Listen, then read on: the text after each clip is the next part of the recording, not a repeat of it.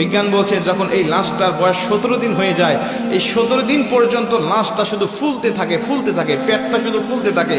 এই ফুলার আকৃতি যে কত ভয়ঙ্কর, যদি কোনো মানুষ দেখতে পারতো তাহলে কবরের চিন্তায় সর্বসময় ব্যস্ত থাকতো।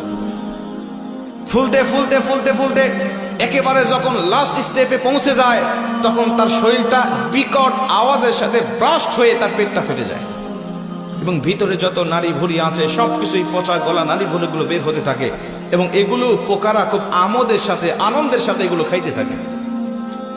খাইতে খাইতে এই লাশের বয়সটা যখন 60 দিন হয়ে যায়, লাশের বয়স 60 দিন হয়ে যাওয়ার পরে তার শরীরের 1 ইঞ্চি পরিমাণ গোস্ত থাকে না, চামড়া থাকে না, সব কিছু একেবারে শেষ হয়ে যায়। 60 দিন পর্যন্ত একটু একটু পর্যন্ত থাকে।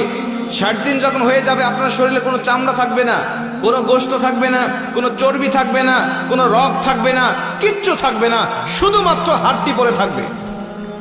যে শরীর নিয়ে দুনিয়ার জমিনে আপনি এত বড়াই করেছেন, এত অহংকার করেছেন, যে শরীরের যত্ন নেওয়ার জন্য আপনি কত বিদেশি দামি দামি কসমেটিক ব্যবহার করেছেন, কিন্তু এই শরীরটা ইসলামের পথে, এই শরীরটা আপনি ইসলামের পথে কাজে লাগান নাই।